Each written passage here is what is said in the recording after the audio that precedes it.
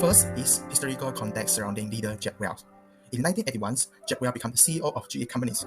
During that period, he encountered economic recession with high unemployment and other difficulties. In 1989, Welch had aimed to establish an openness, candor, and reality-facing management style as the norm of GE companies. In 1990, Jack Welch had focused on rebuilding the GE company despite the industrial sector slowdown and rolling out new initiatives. In 1994, Jack Welch had initiated a strategy plan to decrease the GE company's dependence on its traditional industrial products. And lastly, in 2001, Jack Welch had designed the CEO of GE companies. Next is the historical context surrounding the organization, which is GE companies. In 1878, GE companies was founded by the Thomas Edison. In 1973, Led Jones, which is the Jack Welch's predecessor, became the CEO of GE company. In 1980, internationalization had remained a backburden at GE companies, but the strong and workers of globalization understood why Welch had to concentrate his early effort on the regionalization of US operations. In 1981, Jones had retired and leaving his duty to Jack Welch.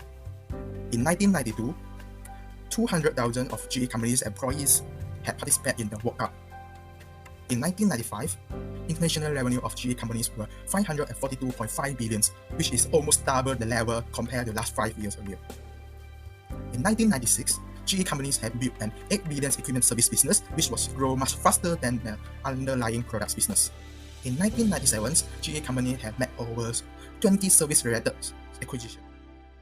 Challenges faced by Jack Welch is economic challenges. It took some action to addressing these problems. First, implementing #1 or #2 strategy, which is fix, sell, and close.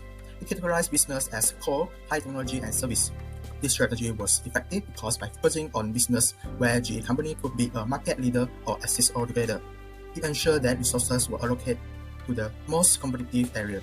This approach helped GE company maintain its competitive edge and diverse from underperforming business. Second, it made restructuring and acquisitions, including selling over 200 businesses and acquiring major companies, significantly transformed GE company.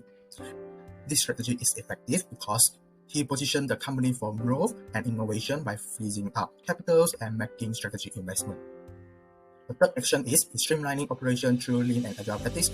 It improved efficiency, reducing bureaucracy, and implementing real-time planning system allowed GE company to respond swiftly to market changes and stay competitive. The last action is reducing the number of hierarchical levels and requiring direct reporting to this streamline the decision making. This strategy is effective because it flattened organizational structures, facilitated faster communications, and empowered business leaders. In summary, Jack Welch leadership was effective in addressing economic challenge by making bold decisions, streamlining operations, and driving financial performance. His strategy, vision, and execution played a crucial role in GE's success during his tenure.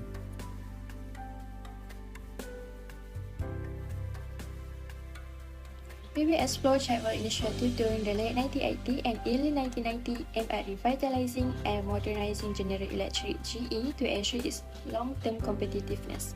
These initiatives were in response to the rapidly changing business landscape marked by increased globalization, investment in technology, and heightened competition. Welch's first priority was to streamline operations and increase efficiency within GE. This involved divesting underperforming businesses and restructuring operations to reduce costs and increase profitability. By simplifying procedures, GE aimed to enhance overall efficiency. Additionally, Welch focused on improving product quality and customer satisfaction through the implementation of Six Sigma principles. The goal was to enhance product quality and customer satisfaction, ultimately establishing GE as a recognizable brand known for reliability and excellence.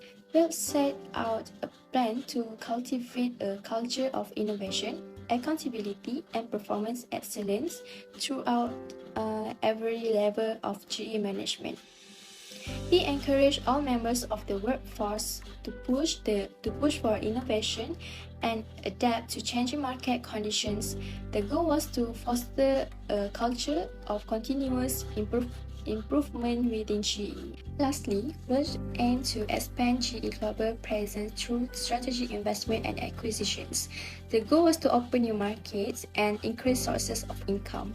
By staying abreast of emerging market trends and technological development, GE could maintain profitability and affordability, positioning itself as a top player in the ever-changing market.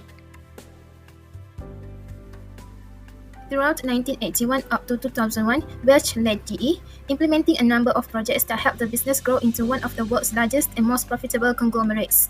Welch's initiatives such as the fixed sell or close approach, which involved improving, divesting or closing underperforming businesses, helped GE streamline operations and focus on its core skills. This strategy approach enabled GE to divest non-core companies while investing in high-growth sectors such as financial services, healthcare and industrial manufacturing. Welch also highlighted a culture of continual development and innovation at GE, urging people to question the status quo and seek new opportunities. This culture of invention resulted in the development of groundbreaking goods and technology including as aircraft engines, medical imaging equipment, and power generation systems, all of which propelled GE's expansion and prosperity.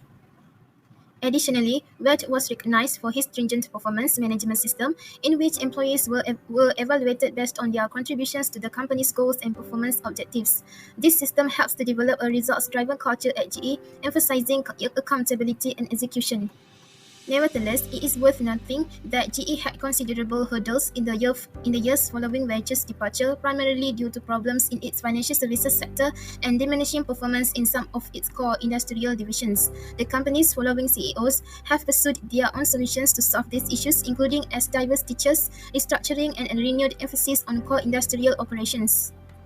In essence, Welch's initiatives increased GE's value during his tenure by reducing operations, cultivating an innovative culture, and driving performance gains. However, the company's capacity to continue developing financially in the long run is dependent on its ability to adapt to changing market circumstances and effectively execute strategic objectives. Good afternoon, my name is Taikayam with the native number 29447. Today I will present the overview of Jack Welch, 20 years as CEO of General Electric, and content of economic challenges and global competition faced by GE at the time. For the key strategy are feed, sales, or close approach, evaluating and restructuring business units. The second is emphasis on efficiency, profitability, and streamlining operations. And also is the cultivating a culture of innovation, accountability, and performance excellence, and also global attention to strategy, investment, and acquisition. The impact of GE success is transformation of GE into a more agile and competitive organization, and also strengthening of core strengths and high goal opportunities, and maintenance of competitive edge through innovation and continuous improvement. Also establishment of GE as a global powerhouse with diverse revenue streams. For the implication for success is building upon Welch legacy while addressing new challenges and opportunities, and demonstrating strong leadership skill and strategy acumen, and also driving innovations and execution across the organization, and also ensuring GE's continuous success and growth in a complex and competitive business landscape.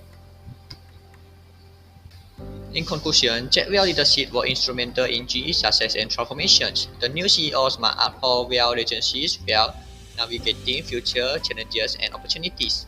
GE continued success hinges on effective leadership, innovations, and strategy executions. Thank you.